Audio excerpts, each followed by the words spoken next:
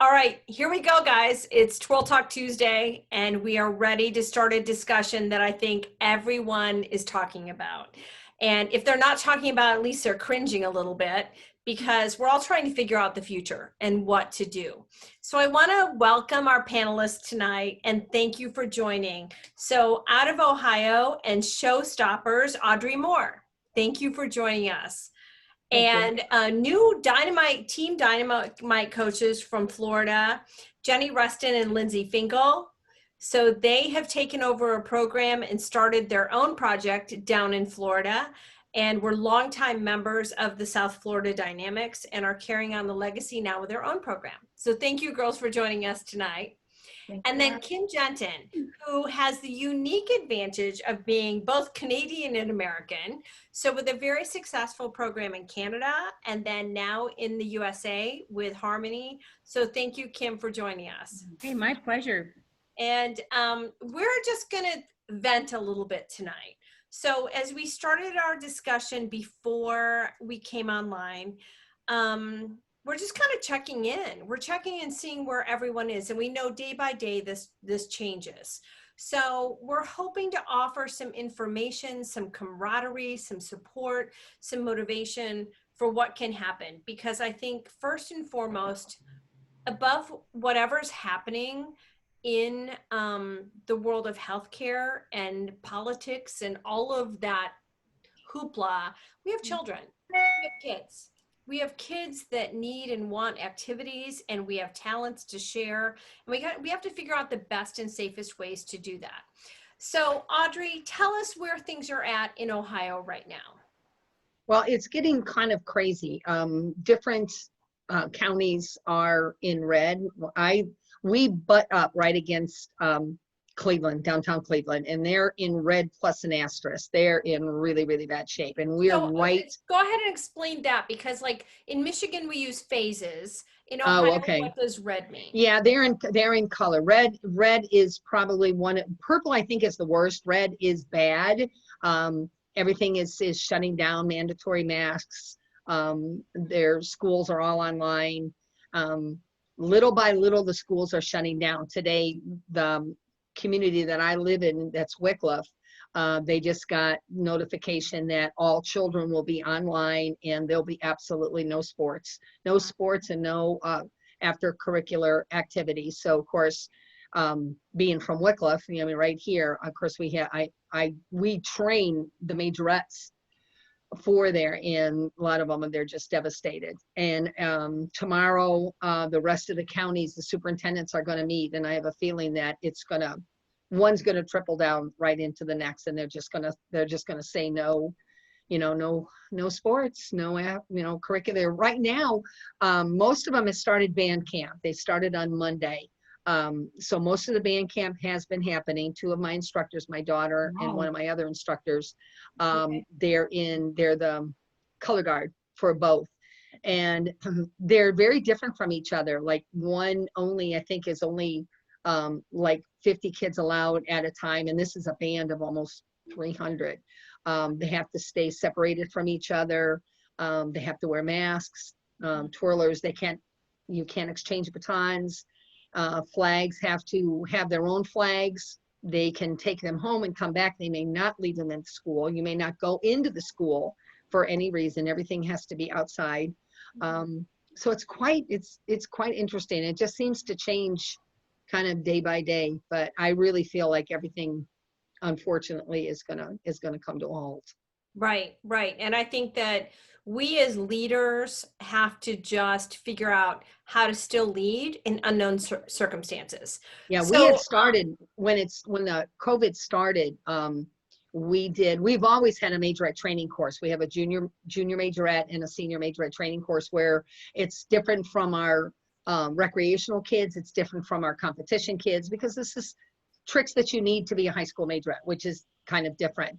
And then we opened up a color guard training because these kids were not being able to go to prior practices to learn even how to drop spin or push spin fundamentals. Just so we opened up a class, and it was pretty popular, that we were able to get them started. And, you know, because I have my own studio, and that we were able to provide, as long as we were, you know, staying safe, 6 feet away, checking temperatures, you know, making sure we're wiping down our hands, and any equipment that was being used. So that kind of helped. And I think probably with everything shutting down, as we'll try to keep that going and do a color guard class, so these kids will have something to do.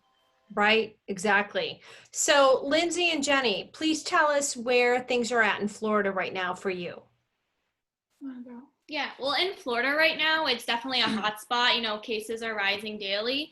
So we did try before, you know, when it was on a downhill with cases going down, we did try to meet in person once. We took temperatures, we stayed 6 feet apart. Coaches wore masks. We didn't require the girls to wear masks, but we told them it's advised if you would like to. And the class went great. You know, their spirits were up. They were excited that we were all together because we were quarantined for so long. And then right after we did that, we had to go right back to Zoom because cases started skyrocketing. And it's so hard to see as a coach, the girls, like, you want to be there, you want to show them the tricks, you want to do it with them. And it's like, oh, we have to do it through a computer screen.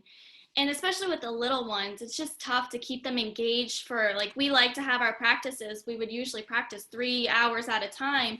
And now it has to be 45 minutes for the little ones at the most, because they just cannot keep interacting. And you know, we do games, we stretch, we try to play music, and we have them choreograph, like, show us your favorite trick, and then add it to the routine and things like that. But it's definitely been difficult trying to keep the girls motivated to want to twirl throughout the whole class. Like, our seniors are really good. They're very good. But the little ones, I think that's where our struggle is, just because, and wanting to grow our program since we are so young and wanting to start things, it's going to be difficult because we won't have a platform like we usually have schools we go into to grow the program, and we won't have that if, you know, things keep going virtual and down this road. Right. And I think that's our opportunity tonight, is to brainstorm and talk about some of those things, because I think there's a lot of opportunity. And you're exactly right. In the Zoom experiences I have had, I do find kids really intent. I feel them very focused, but because of that, you really need to shorten the time. And so, you know, you can't have these expectations that it's going to be huge and long. So Kim, tell me where you're at now. Well, Kyle, what I'm going to say first is that I have a bunch of people telling me they can't get on. That's interesting. You want our issue is the phone overheats at least twice. Oh, geez. During your gig. So they go inside, put the phone in the fridge. Okay. Yeah, Kim's talking about people trying to get on their Zoom call. On your Zoom call. Okay, let me pause it just a moment and let me see if I can fix this. Okay, so Kim, tell us where things are at with Canada and the USA and where things are for your program. Okay, well, that's a really big comparison that you're asking for, because the area that I live in, Canada, which is just outside of Toronto, where my program is that the people have taken an aggressive stance of kind of following the rules and masking, and they have, I won't say eliminated, but they're getting back to opening up their places. People are still wearing masks. They have to get into the stores.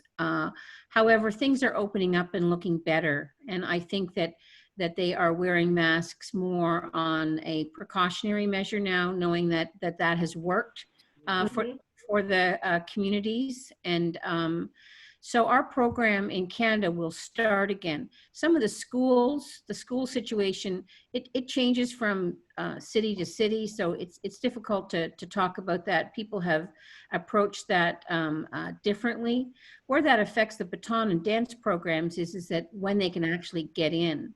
So I don't think anybody's kind of getting or prepared to start in September, so they're looking at a later start date.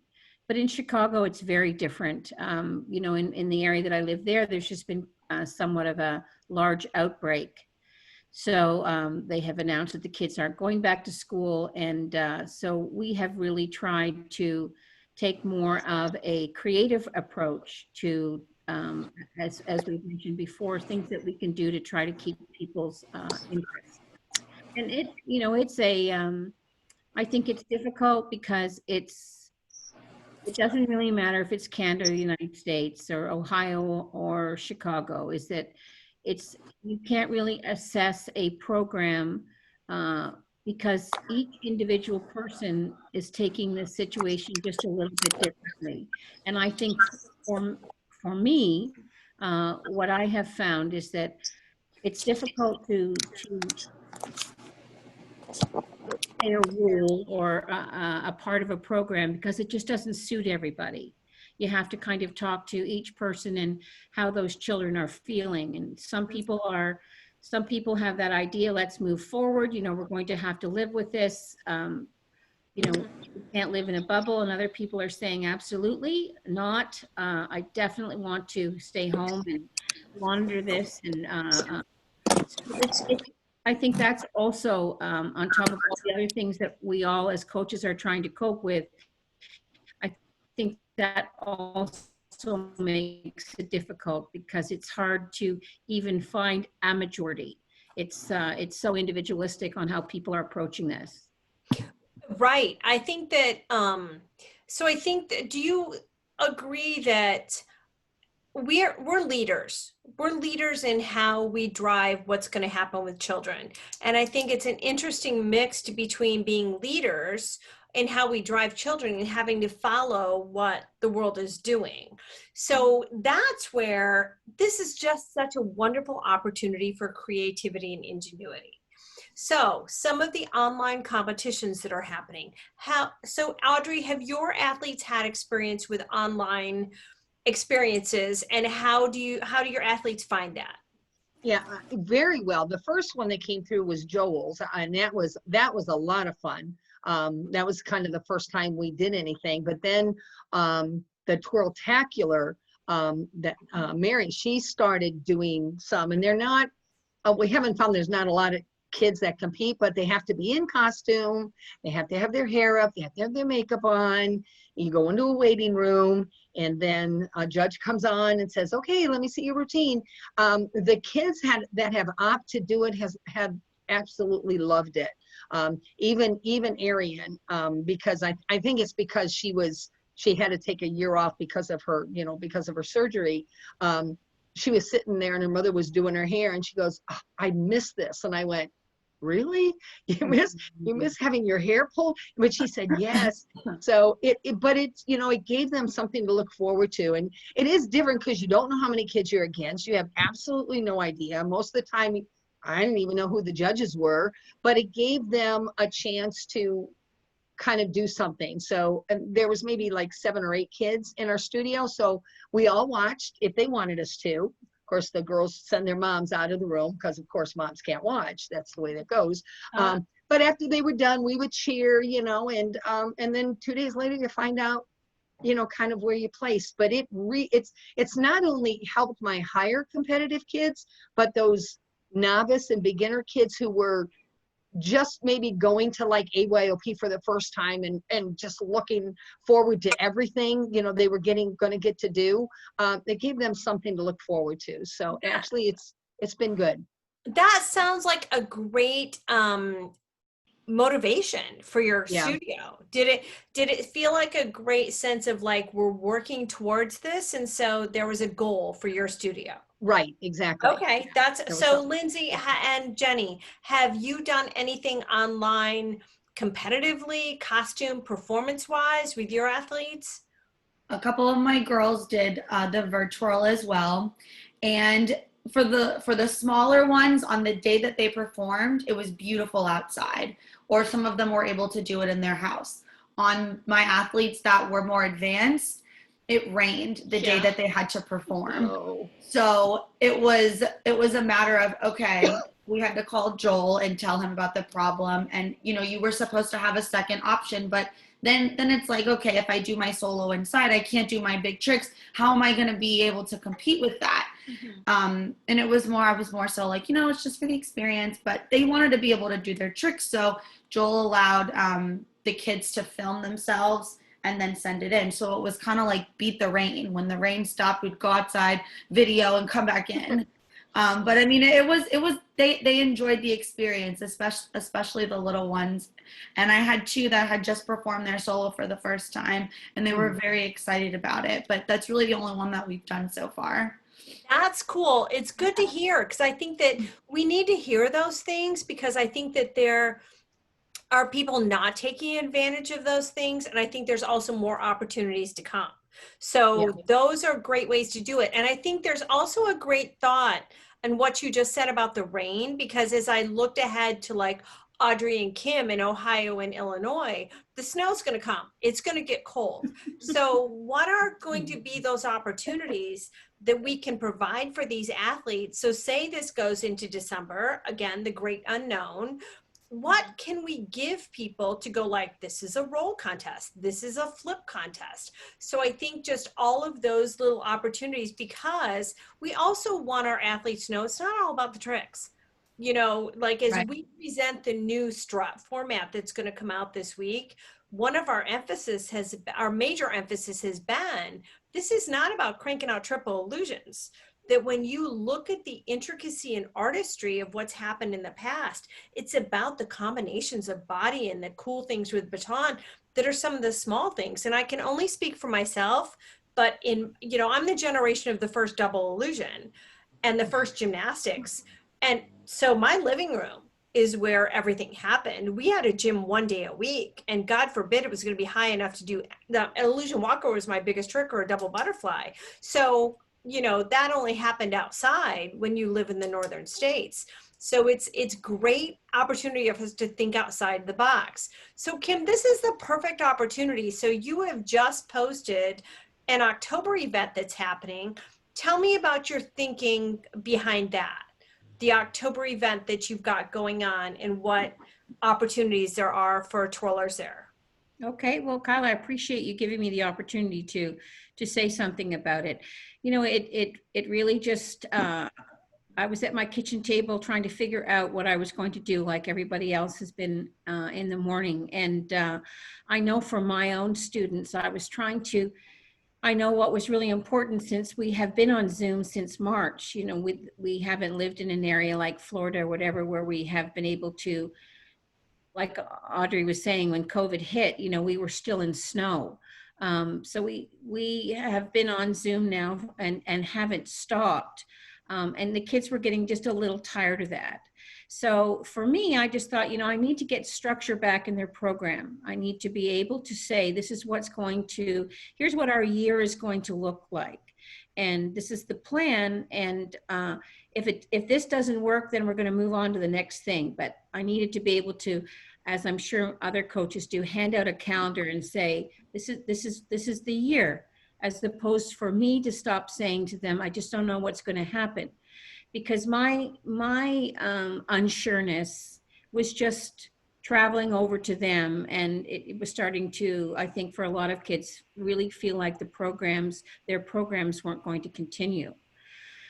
So what we have done is that it is an online competition, so it would be like all the others in that respect. But the format is just a little bit different in that it has sections of it trying to think of every coach. So for example, it has a recreational section where if you are running a recreational program and you can't see your kids, it's some things to do. So you're going to be able to decorate your baton for Halloween and take a picture of it and send it in. You could do that on a class night. You could do that outside.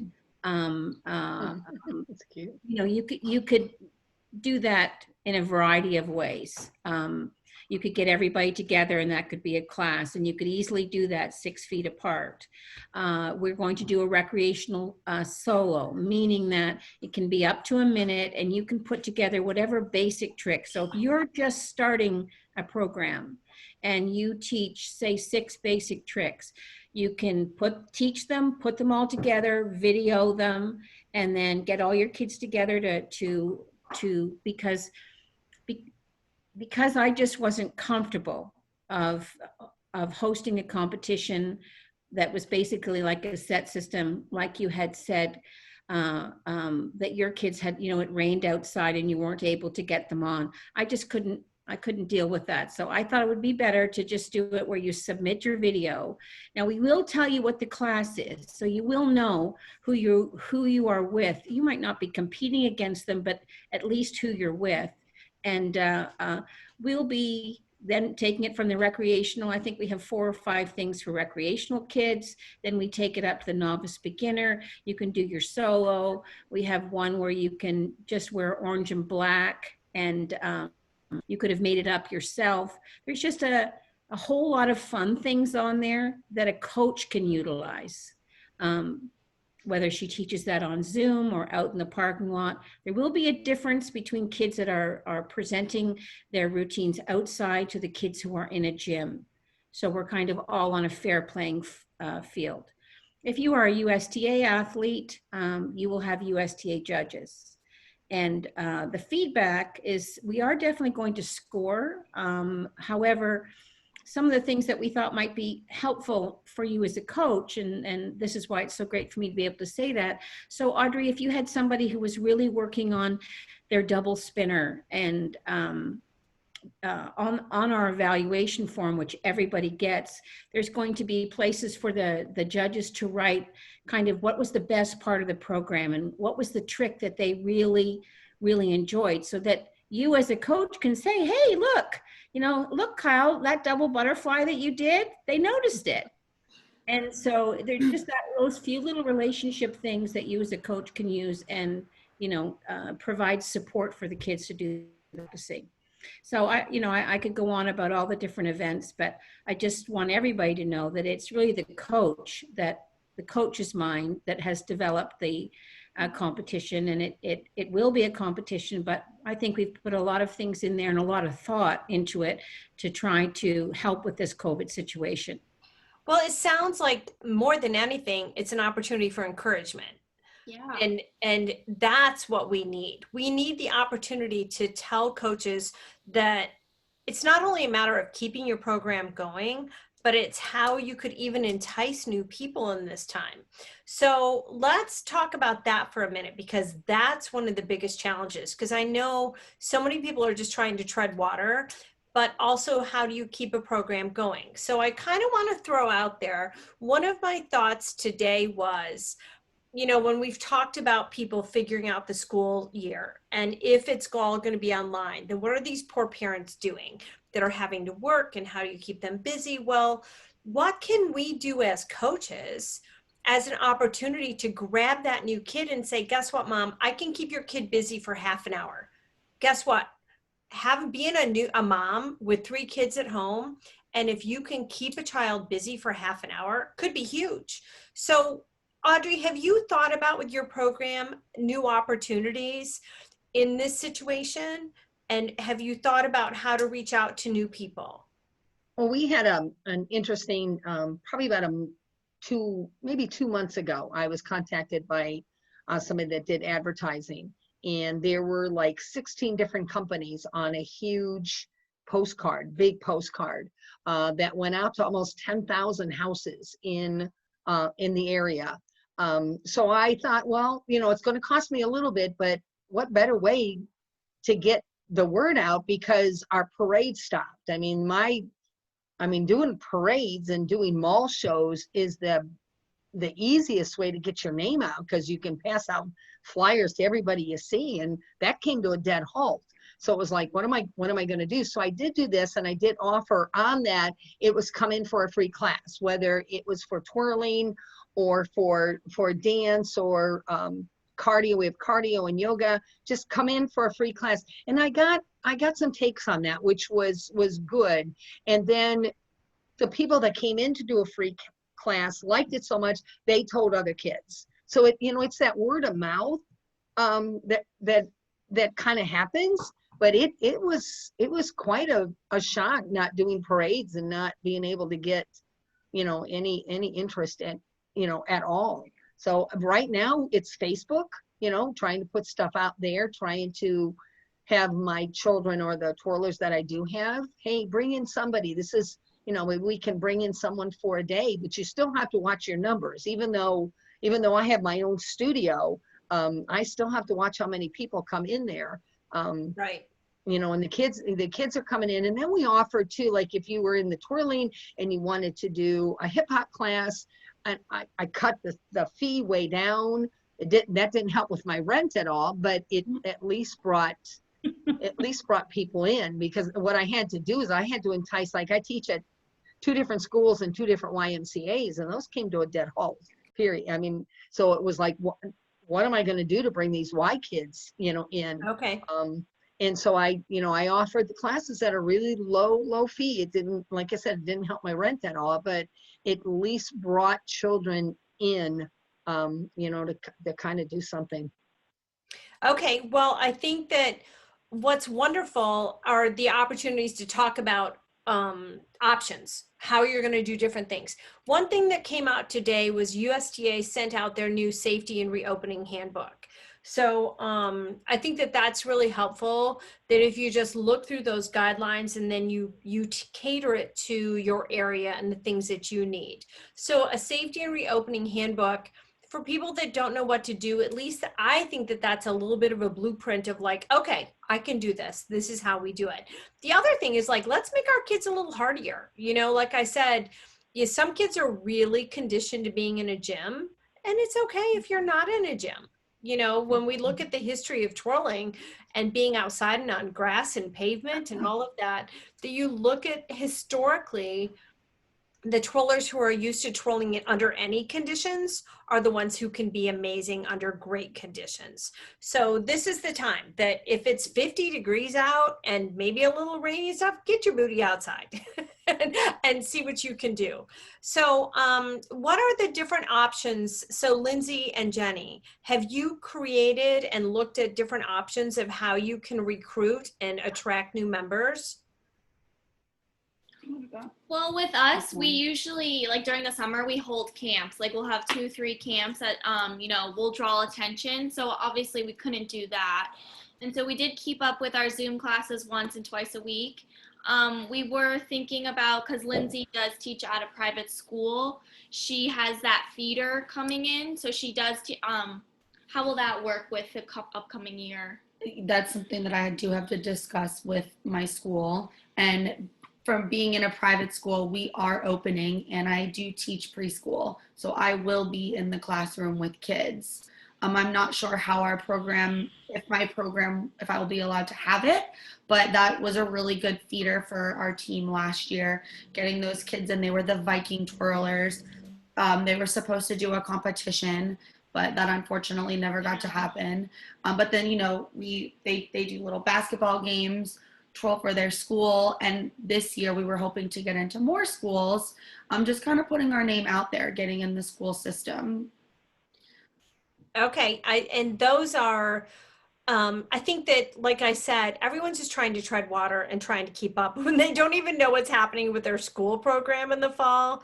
So in order to be an openly easy option is probably something you can think about. And there's been so many online opportunities, but also some of those online opportunities have been geared to a lot of advanced twirlers. So I think that for us to open the door to recreational level twirlers, so like the virtual parade, could you do something in like that in your community? Is that something that you could do that would present an opportunity for your group? So Kim, have you looked at so until the October competition, how are you creating opportunities for new twirlers or existing twirlers? Well, I'm glad to listen to some of those other comments were helpful. I'm going to tell you something that I'm doing personally. I have no idea if it would work other places, but in my situation, I have kids that live in the same communities, like not far apart. And my kids are practicing outside, which, I don't think that they've probably done that anywhere near to the degree that they are now. And so more people in their communities are seeing. So where I've never really kind of tapped into this, and it'll be interesting, is that I've asked those girls that are like maybe 15 or 16 to do some flyers and hand out in their own area. And then they are taking the beginner coaches course that we offer. And I'm going to pair them with somebody else, but I'm kind of saying to them, these are going to be your kids. And if you would like, to teach them. So I have found that for that 15 and 16-year-old, they're kind of excited about that, because truthfully, normally I would never give that opportunity. But they are going around now and trying to find a class. That's what I've said to them. Try to find 6 kids in your community, hooking them up with another teacher who teaches for our program. And I'm going to see how that works, because that's somebody else out there looking for kids other than myself. And it's usually me walking up and down, putting the papers in, and or I should say Amy and I, but that's one thing I'm doing. And I'm kind of keeping my fingers crossed. And then in order to, I know that Lindsey was talking about how difficult it is to teach her little kids. So what I am trying to do now is I'm trying to take those teenagers that I talked about, and seeing that, so some families have kind of made a deal that they don't want to keep their kids at home, but they're keeping their social circle small, so they know who their kids are. So they're socializing with kind of like-minded people, how they approach COVID. So if you are somebody who is keeping your circle small, I've got those kids to help the younger kids. So normally I wouldn't do that, but I've asked them I've kind of paired them up, and had an older teenager responsible for, say, somebody not 5 and 6. To be honest, I can't really think of anything for those 5 and 6-year-olds. I just don't find that their comprehension is strong enough to kind of, and nor do I really want to feel responsible for that kind of situation. But I have found 7 and up, that pairing together of teenager and 7 or 8-year-old, and putting them in charge of not so much teaching them, but keeping the interest. Mm-hmm. I think that might have some benefits through August and September. Yeah, so that's a great idea. Well, and don't you think that, one of the mantras of life is, without hope, we have nothing. And so I think that as long as we are looking towards being hopeful and what we can prepare for the future, then I think we're laying the groundwork for success. So, one of the things Shannon Barker said last night in one of our meetings was about communication, that she couldn't just say she was having class, but when she told the people in her class, we're doing temperature checks, we're doing this, we're doing that. So it's not just about saying, well, we're doing this regardless and your child will be okay. I think if you're outlining what you're doing, then people will go, okay, I'm comfortable with that. I can do that. Then you're meeting all needs. So then no matter the comfort level, like Kim addressed, regardless of where you are with COVID and your approach to it, at least if you lay out and say, this is what we're doing and this is our measures of how we're keeping our athletes safe, then that might be an option. She also talked about, like, okay, you have the Tuesday or Thursday option. If the weather's bad on Tuesday, you can come on Thursday. And that's right now until the weather changes for wherever you're at. So it's not like you had to go, oh, Tuesday, now we're messed up, it rained today, or it's cold, so we can't come. So instead you go, well, there's 2 options this week, and if Tuesday's weather's bad, we can make Thursday. So it's a matter of being creative. And I am so proud of our profession and what we do, because I think we are the leaders in figuring out how to do. When you think about, we're the underdog sport. We're the one that should never be able to succeed. And so if soccer is having practice, and his softball's having practice, and his baseball's having practice, don't you think that we can do it and do it even safer? So I think that there's a way that we can do that. So when you look at like any protocol handbook, and like I said today with the USTA one coming out, when we talk about best practices, then for us to adopt it and then to show the way is a way for us to be leaders in the sport. So some of the online activities. So Audrey, do you feel like your athletes are pretty engaged digitally, and are they pretty in touch with things that are happening online, or what have you done to encourage that? Yeah, some of them, kind of get online and they are doing all the, like the TikTok and all that other stuff that I don't do. So I think they're staying engaged on that. It has been helpful, the upper level twirlers, to be putting those videos out. And again, those are for our competition kids. So those kids, they're going to find a way to keep them engaged because that's what they do. So watching, Addie, watching Carissa, watching Joel, they're loving it. And then, trying to do, what they're doing. But the hard part is those novice and the recreational kids, keeping them kind of motivated. But I have to say that the virtual parade with USTA was a heaven sent for me, because we had worked the parade routines, and I kept telling them, I said, oh, now we've got something to work for. These kids don't have costumes. They don't even have twirling shoes. They just come in tennis shoes, as long as they don't have boots on or sandals, it's a good day. So, having them do that, I said, black shorts, any kind of shirts you wanted, and we're going to go out in the parking lot and we're going to do the parade routine. And they were loving it. And that was nice, only because we were outside in it's a huge parking lot. So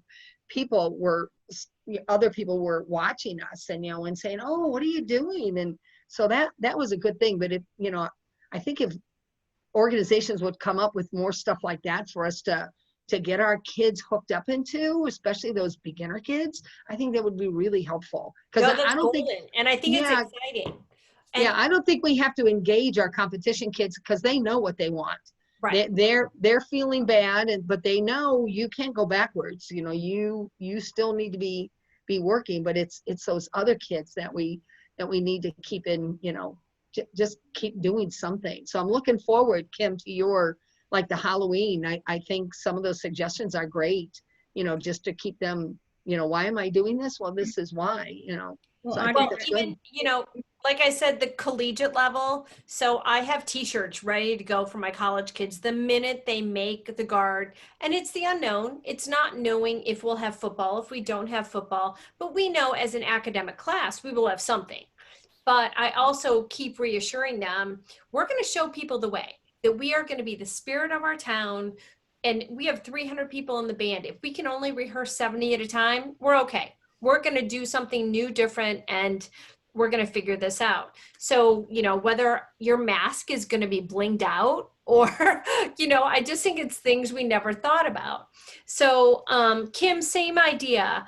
So digitally, are there other opportunities, and what is your little brain thinking? So we know that you've got the October event, and then you still have Jewel of Atlantis out there. So what is your hope for your own athletes, but for the sport of twirling, with these things that you've created? Well, if I can, I'd just like to respond to Audrey just for a second on her comment. Is that so, Audrey? I want you to watch for that August 15th, because brochure coming out, because we really have something for everybody. For example, the brand new feature twirlers. That's such an exciting moment to become a feature twirler. So we have an opportunity on there for the feature twirler to, we're gonna have like a little feature twirler competition, but to do a little thing about herself and a little performance, and then we're gonna show that during the award ceremonies. So hopefully Nice. they will, if they don't have, a bunch of games to do or whatever. So we've really tried to think of every little pocket that somebody might be in baton, whether you're 21, 45, 6, what can you do to come on?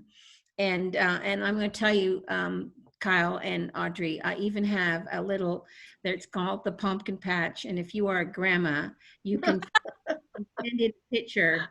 And that was my idea. Why do you, Yeah, I bet. where did that come from? But, that's going to be called the pumpkin patch, and our little recreational kids are called the little gremlins. And I'm really hoping it's going to be really great for everybody. And those elite twirlers that are still training, you know, we've put together a panel of people that are, you know, really focused on that short program and stuff, and giving them good feedback. So anyway, Kyle, what did you ask me? About digitally, the ideas if you had for your own athletes beyond like what's happening in October and the Jewel, and just go ahead and expand on your thoughts behind all that. Well, you know, I thought of the Jewel all before this happened. I just felt that for myself personally, that over my career in baton, I'd learned so much from other people. And that I really wanted to share that opportunity. So the Jewel wasn't really so much about the competition. It was about the education day. And I was really, really, and still am excited about that, but there's been more education online than ever.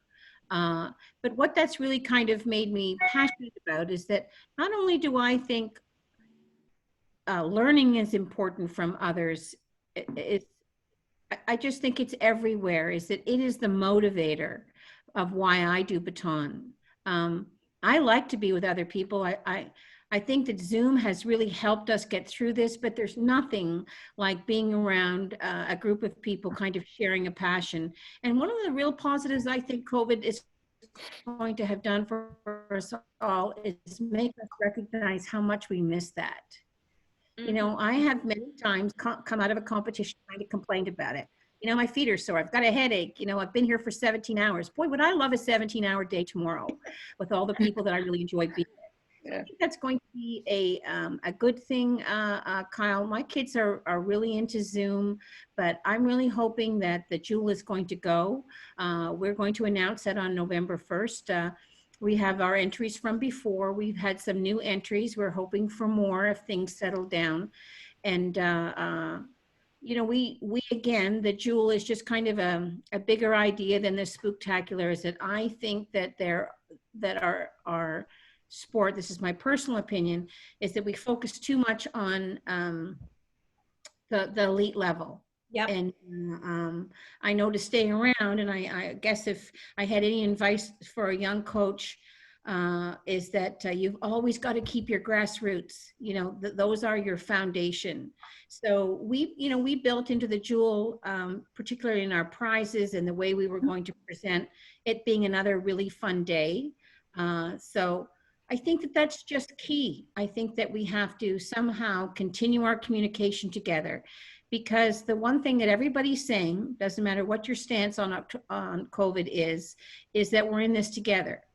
So if we really are in this together, and our sport is strong, then we have to support each other and be creative and think of how we can use each other, you know, to get through this. And we will, and we want to be able to look back and be proud of our efforts and our enthusiasm to staying strong on that project. Yes, and I think what has been wonderful about this time, among many things, has been the heart of it. That so many people have done so much just out of their heart, and I think that that's the way we'll find our path. So, Lindsey and Jenni, as young coaches with a young program, how can I help you?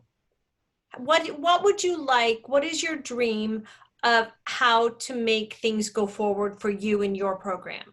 And I think when we speak to that, we're speaking to not just you, but so many people in your position. I would think the biggest thing for us is, like you said, keep our grassroots. We need to keep the young ones coming in and, you know, teaching the novice and beginners and growing the program. And I think that's our biggest difficulty right now, because we are so new. This is our first year, and then COVID hit.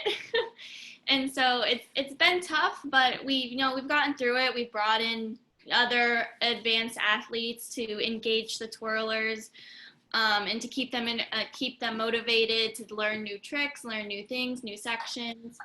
So I'm personally, my thing would be how to like grow the program, keep the program through this. Well, And let me, go ahead, Lindsay, I'm sorry.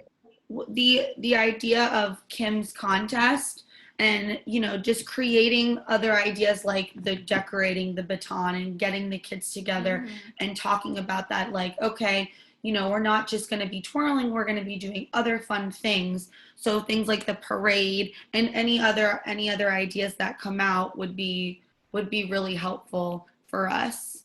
And Well, sorry. no, go ahead again. I had a question about your community idea with those kids, those older girls, those 15 and 16-year-old kids going out in their community. Would this be something that they would do together outside, or would this be something that you have them doing through Zoom? Kim, No, I didn't. I just paired them up. Okay, they were together like 6 feet apart. Yes. Okay. Yeah. That was They're on the same street, Oh, okay. but they cool. So then even like the big sister, little sister action too could be effective if they're in the same proximity, but also from a digital standpoint with FaceTime. They don't have to set up a Zoom meeting, just do FaceTime and check in. I know that we've had that I had turned over my program to another coach, but who knew that all this was going to happen? So instead, I was able to offer FaceTime opportunities to just like keep them going and touch base in those little times. So, even though the challenge is we have tools available to us that had this happened 20 years ago, we didn't have. So this is another thought too, Lindsay and Jenny, and then we're going to open it up to the gallery because I'm sure there's plenty of questions. So, people know the Twirlebrities and the people that are out there on TikTok and all of that.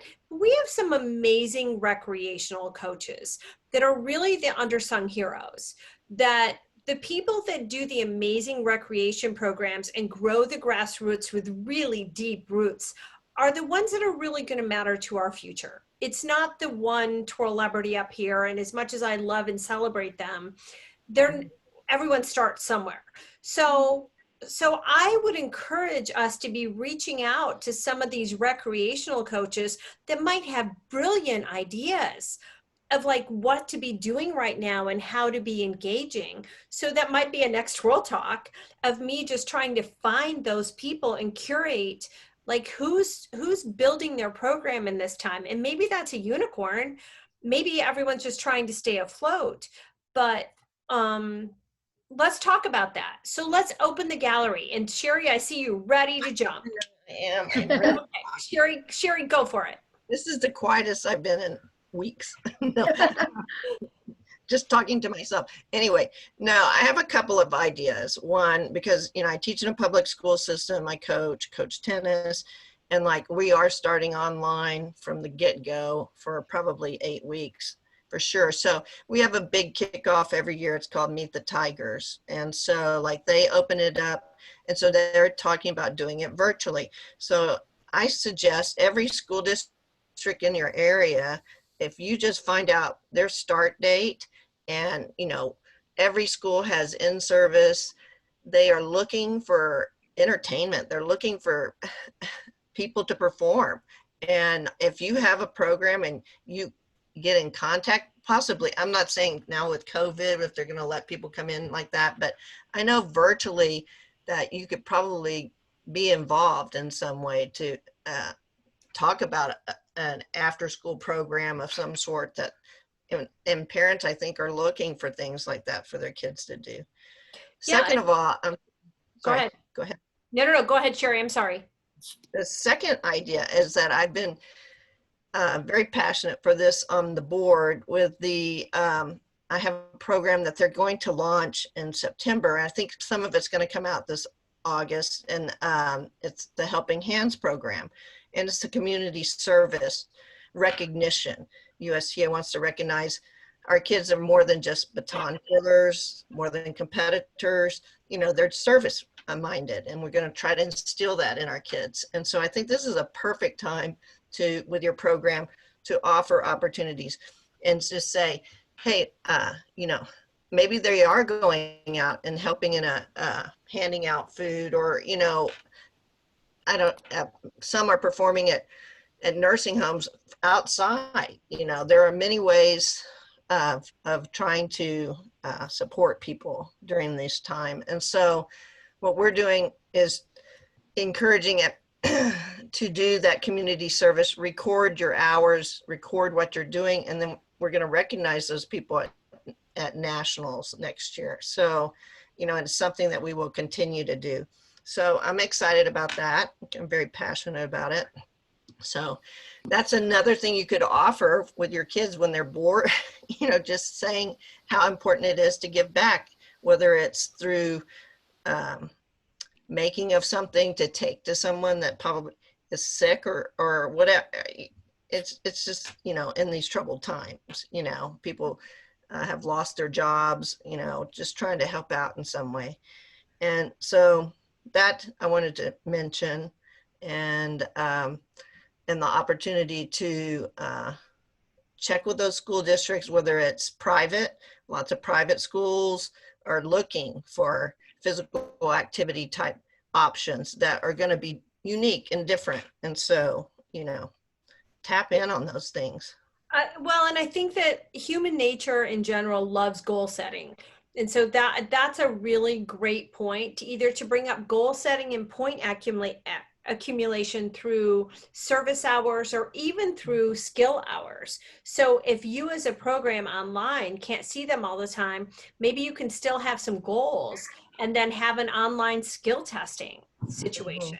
Like, these are our skill testing days, and this is what we're going to do. And if you need help in certain areas, you need a help on a certain trick, these are the hours we're doing this. So maybe you instead restructure your class fees so that, you know, you can afford so many hours per week or per month that, like, okay, when we have tutoring sessions on this skill, this is what we're doing, and then this is when we're testing it.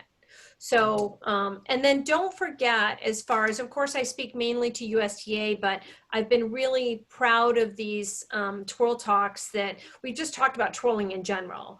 But from my own knowledge, you know, this is a great opportunity to get your compulsories in movement technique on board. And so when the online testing starts again, then kids can be ready to go. So that's a great opportunity, along with your education for your older kids that are 16 and over. Can they get their level 1 judges certification? Sure. So this has just been an opportune time to do some of those online things. Do any of you have some other ideas or questions that we can talk about? If not, we have plenty of things to go with. I just want to say that there is Dale White is speaking tomorrow night on artistry, and I don't know if any of you have listened to Dale. I know he did a USTA workshop, and it was excellent, and I was able to see Dale's presentation today for tomorrow night, and it's wonderful. So for any of those young coaches or coaches like myself who have other coaches in their programs, to try to keep them motivated and continued learning, that's something that they could do too. And if anybody needed that, they just get in touch with me. It's tomorrow night at 8 o'clock Central Eastern Time. Wonderful. Jody, can I infringe on our friendship to ask you, what have you been doing with your program and what are your struggles? Sure. Actually, I was just talking about that. One of the things that I did kind of related to what you're talking about, as far as evaluating them. I didn't necessarily evaluate them, but I had the kids, you know, I was doing Zoom privates all through the beginning of this, and I felt like there was so many kids that were working really hard.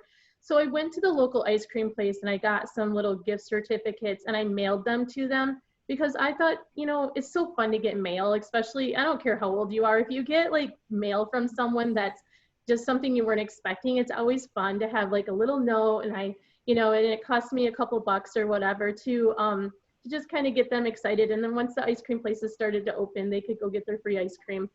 And then I did pair my kids up. So I was doing private lessons that they were paying for, but once a week I did a group lesson, and I divided them by age groups. And I didn't charge for it at all. I just wanted them to come together. And I tried to make it fun, but yet like learning as well. And, but my little ones weren't coming. They just weren't. Every time it was like my own daughter and one other kid. And I felt like it was a waste of time. And I'll be honest, my initial reaction was, I'm just not going to do it with them anymore. Like I was just frustrated. And then I was like, no, slow down, reinvent yourself. Like, how do I motivate them? And so I did pair them up with some of the older girls and did kind of a big sister, little sister thing. And they did a Zoom lesson. The older girls volunteered to just do a little Zoom lesson with their little sister. And that made, then they went. They just, I guess they're bored with me. I don't know. But so, but when they had someone, you know, a mentor kind of thing, they did it. And so they did those. And then I asked the older girls, and again, it was totally voluntary. I said, I'll give you their addresses. Would you, if you're willing to send them a little note, don't spend any money, just write a little note that says, hey, I miss you. It was nice having a lesson with you. And now the only bad part was some of them did it and some of them didn't, which meant some of my little ones didn't get one, but we learned it together. So I don't know that any of them know that they might have or shouldn't have or whatever. So those were some of the things that I did do during the, you know, the stay-at-home order. We are allowed to be outside now, so we're outside practicing in small groups. But. That's wonderful. Thank you, Jody. Jeannie, tell us about Valley Baton Club and what is happening there. Do you feel like there's been some things happening that you can share with other people, or what are your struggles? Actually, Paige has been amazing. Right away, we started Zoom lessons like the next week, and she has 3 different levels. She had 3 different meetings, and the groups would meet, and then we would break out, and a coach would be in each room, and then we would rotate around. And so the kids got a lot of individual attention. And I think we kind of like thought at first maybe we'd keep the teams together, but then we realized, okay, we're not going to need teams. So we really just focused on individual skills, and we had like breakout rooms with like 3 or 4 kids in it, and so the coaches could really help, you know, little skills. Sometimes it was tough to see in the Zoom, but you know, we could really help them with that. And so that's what we did. And Paige has been wonderful. She has been mailing the kids all kinds of stuff. She goes to the dollar store, picks up stuff like just like you guys have said. Yeah. She's mailed stuff all the time. The kids love it. They love getting mail. And don't you think that's the teacher and motivator in her? And it's also knowing how to utilize the tools. And so being able to figure out Zoom and breakout rooms. So I would encourage coaches that if you don't know how to do it, then reach out, because there's plenty of people that do know how to do it. So how to do breakout rooms and how to do different ideas that can help motivate your group, because teachers are figuring it out between their Google Classrooms and their emojis and all of the things that they're doing. I think that sometimes twirling coaches that are not in education are just like intimidated and not doing it, instead of, this is our opportunity to be educators and how to figure out how to do it differently. So I think that what you just offered there is really important to people to hear, because you found it really effective, right? That once you've gone from a bigger room in Zoom, the general hello, how are you, get started, and then to break it out just made it that much more impactful. Yeah, we would be together to stretch and say hi to everybody. And then at the end, we'd come together at the end. And sometimes Paige, like with the older girls, she would like let one of the girls be the host and leave. And so the girls could actually talk to each other afterwards without adults. And because they love that practice, they come early just to talk to each other. Wonderful. No, and they need it. They need it. And I think, like, I just know from me instructing on Zoom from a collegiate standpoint, the lack of energy, the lack of physical presence energy is what motivates me as a choreographer. So it's just figure out how to like keep it up and make sure that you're doing that until we can be in person with each other. So does anyone else have anything that they'd like to contribute to this discussion before we go ahead and start to wrap it up? I just think having the opportunity to be able to share some thoughts and some ideas and common struggles, and we've got the country represented here in this talk tonight between Texas, California, Florida, Ohio, the Midwest. Everyone's facing things a little bit differently, but pretty much all in the unknown. And for us to be the leaders in showing others the way, when gymnastic gyms are going back and these kids are getting their equipment sanitized between groups, not between every person. And sometimes they're outside and sometimes they're inside. And then we know that safety is an issue just with flipping around a gymnastics gym. And yet we still are struggling in how to do it. And then if softball teams are starting, how are we going to do it? So I just think that we need to lead the way. And I said last night in a meeting, we just need to make sure that we're acting, not reacting. So if we have a plan and we can work within the confines of what we're given, we're creators. I think that we can figure out how to do it and show others the way, and then always reach out to support each other. And if anything has been learned in this time, we do feel the sense of community that we have from an education standpoint, from a coaching standpoint, from a judging standpoint, and a creative standpoint, that there's lots of opportunities out there. So Audrey, keep it up. Good luck with Showstoppers. And I know, you've had a long history with doing things, and there's an entire world here ready to help you. And Lindsey and Jenni, if you make it during this year, you're going to make it through anything. So I think that you've got the history to do things right. Yeah. And I think that, again, you can learn that there's a whole community. I'm a phone call away. And if I don't have the answer, I will reach out to other people. And Kim, the things that you're doing from a competitive standpoint and from a teaching standpoint are something we all can learn from. And everyone on this call, I think if nothing else in this community, we respect each other so much that when we don't know what to do, somebody else does. Mm-hmm. And apart from being competitors, we respect each other. So there's just so much to learn and so much to give each other. And we will come out of this better.